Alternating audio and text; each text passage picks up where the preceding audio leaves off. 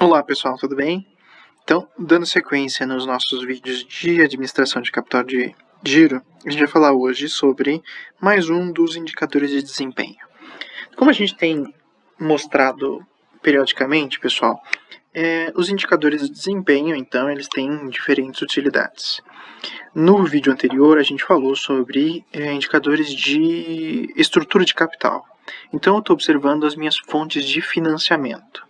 Em contrapartida às minhas fontes de financiamento, eu tenho que entender, sabendo que eu tenho que, em todas as minhas fontes de financiamento, eu tenho que fazer o pagamento dessas minhas obrigações, seja para capital próprio ou para capital de terceiros. Então, eu tenho que saber com o que eu tenho de disponível no meu negócio, dadas as minhas operações. Eu consigo quitar as minhas obrigações, sejam elas com terceiros ou com sócios. Então, o indicador que a gente vai analisar hoje, os indicadores, são indicadores de solvência ou indicadores de liquidez, certo? A gente já mencionou no vídeo anterior os indicadores de endividamento, hoje a gente vai falar sobre indicadores de solvência, certo? Quando a gente fala em solvência, pessoal, lembrem, solvência e liquidez, eles são similares. Por quê? Eu quero saber, convertendo o que eu tenho de bens do meu negócio, eu consigo quitar as minhas obrigações, sejam elas com terceiros ou com capital próprio, em curto ou em longo prazo. Então, dada essa situação, eu vou ter que fazer uma análise, certo? Os indicadores de solvência, pessoal, ou indicadores também de liquidez, os principais que a gente vai mencionar hoje são os seguintes: indicadores de liquidez corrente, seca, imediata, liquidez geral, índice de caixa e capital circulante líquido. Tem mais alguns, tá, pessoal? Mas esses aqui são alguns dos principais que a gente vai mencionar no vídeo de hoje, certo?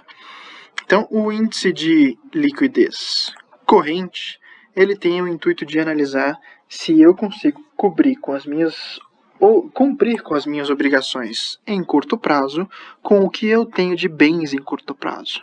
Então, ativo circulante dividido por passivo circulante. O que isso significa?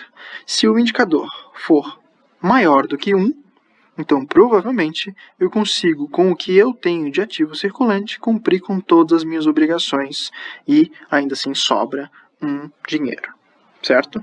Caso contrário, se esse indicador for menor do que 1, então quer dizer que eu tenho mais obrigações em curto prazo do que eu consigo cumprir do que eu tenho de bens para cumprir com essas obrigações, certo?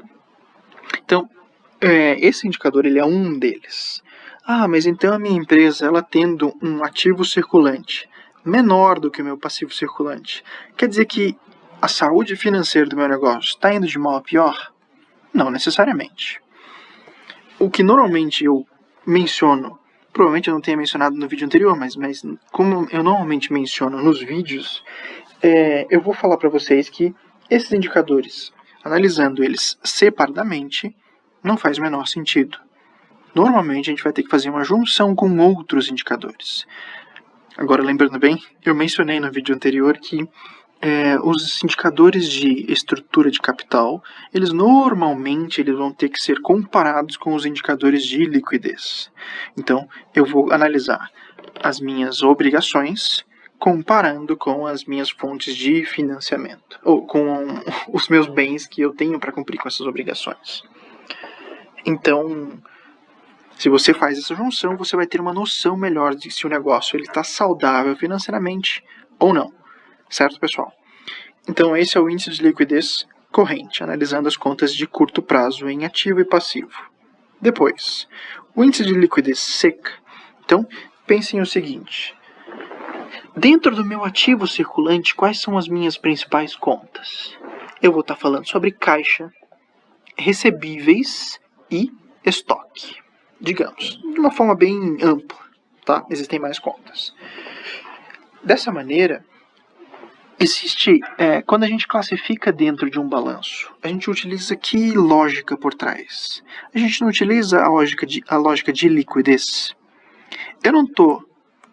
Nesse exemplo, eu não estou colocando caixa primeiro, que já é dinheiro, para depois colocar contas a receber, que é uma promessa de pagamento a longo prazo, e estoque, que também vai ser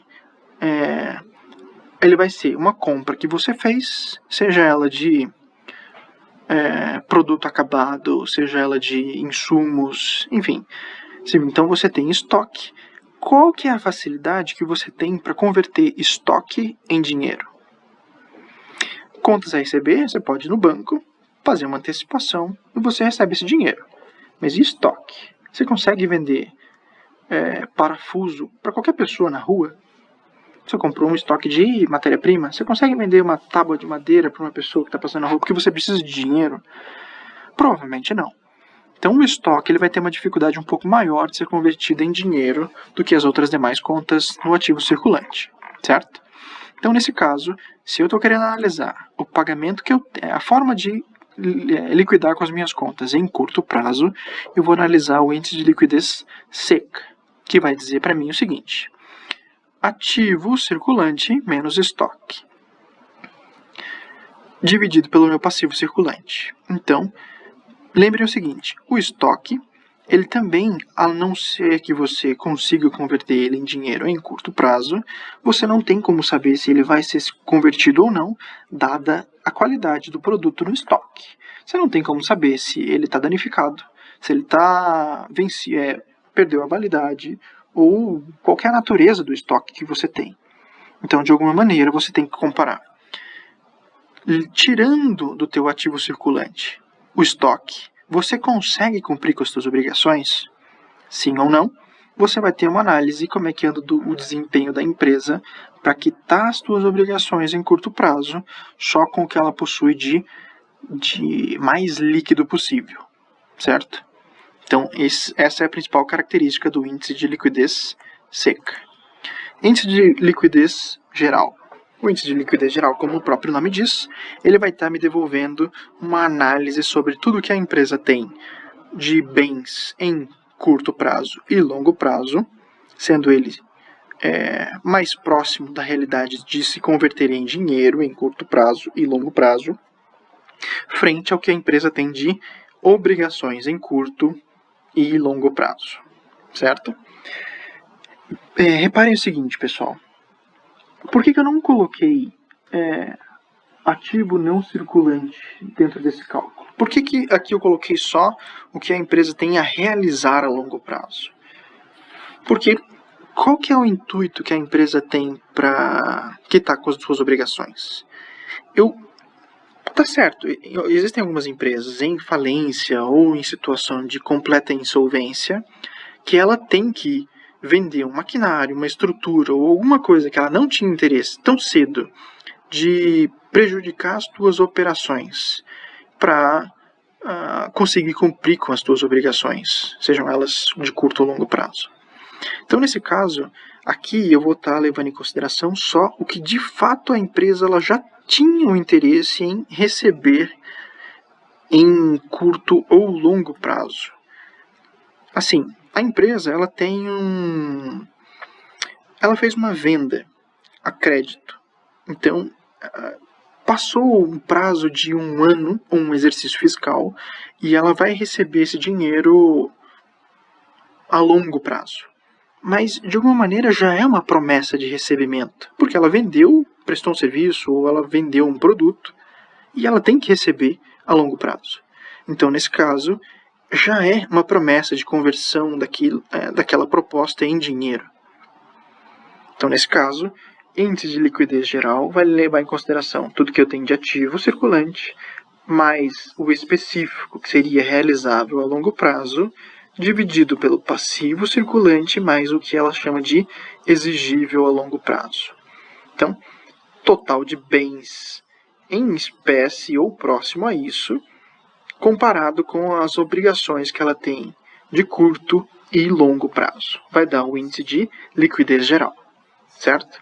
Depois disso, a empresa faz uma análise sobre o desempenho que a empresa tem tido de uma forma geral.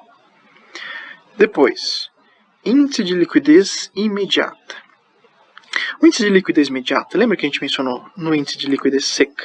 Que a gente ia tirar o estoque Dada a imprecisão de conversão de dinheiro facilmente, se a empresa ela tem a necessidade de pagar com as suas obrigações em curtíssimo prazo, então provavelmente é do interesse de você saber, dada a característica do teu negócio, que você tem muitas obrigações de curto prazo, qual que é a tua capacidade de cumprir com essas obrigações só com o que você possui de dinheiro em caixa.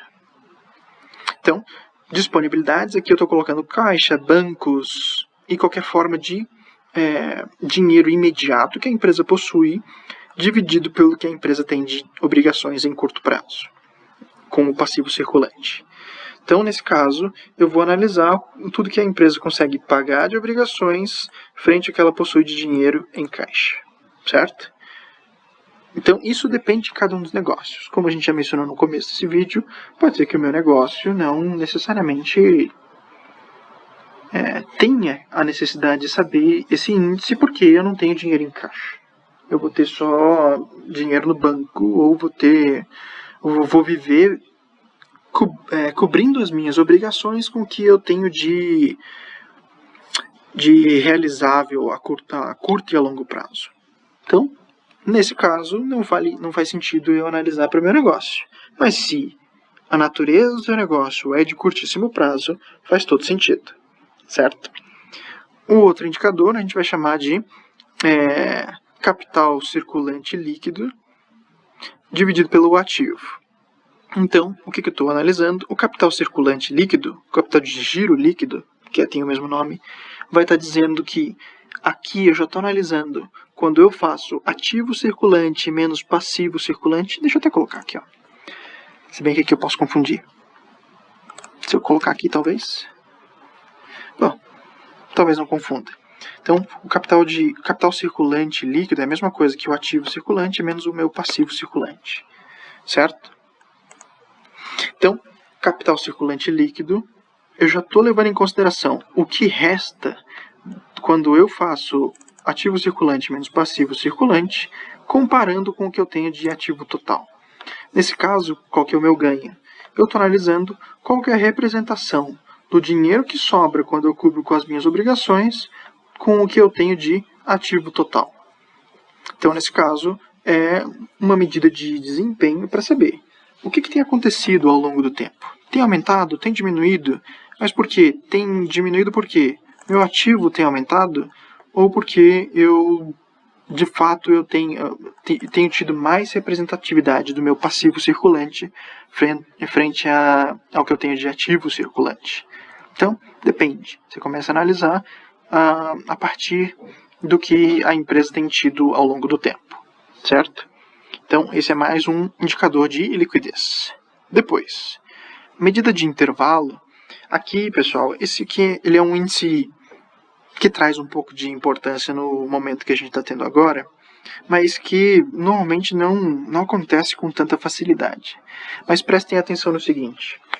Medida de intervalo vai dar uma noção de quanto tempo que a empresa ela consegue permanecer ativa, dada uma consideração onde a empresa ela não consegue produzir nada.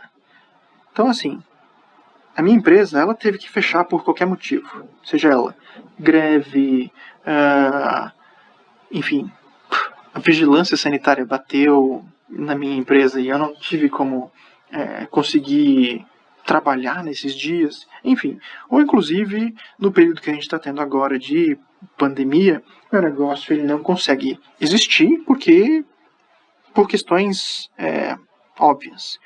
Então, nesse caso, eu tenho que fechar, mas ainda assim eu tenho obrigações a pagar. Eu tenho aluguel, água, luz, telefone, eu tenho uma série de contas que eu ainda preciso pagar. Elas são fixas. Caso contrário, se dependesse das minhas obrigações, das minhas produções, elas seriam variáveis. Mas nesse caso, como eu ainda continuo tendo que pagar minhas contas, eu preciso saber quanto tempo meu negócio consegue existir, levando em consideração que eu ainda tenho conta para pagar, mas eu não produzo nada. Então, eu vou analisar ativo circulante dividido pelo que a gente chama de custos operacionais médios diários. Então eu vou analisar quanto que custa dentro das minhas operações para eu ter um dia de trabalho em média. Custa R$200, entre salários e outras contas operacionais. Se eu comparo isso com o que eu tenho de ativo circulante, eu vou ter uma noção em dias de quantos dias a minha empresa consegue sobreviver, mesmo levando em consideração que ela não recebe nada.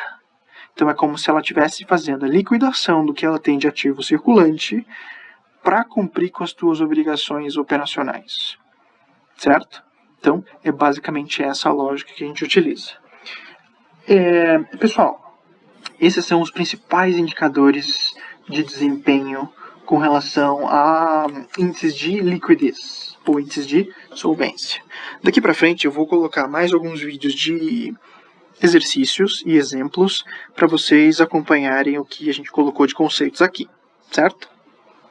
Pessoal, eu gosto de destacar nesse momento o seguinte: se vocês tiverem qualquer dúvida, fiquem inteiramente à disposição para fazer comentários nesse vídeo ou para entrar em contato comigo em todas as fontes de contato que vocês possuem, para me questionar sobre qualquer elemento que vocês acharem interessante ou que tiver algum erro dentro dos itens que eu mencionei, certo?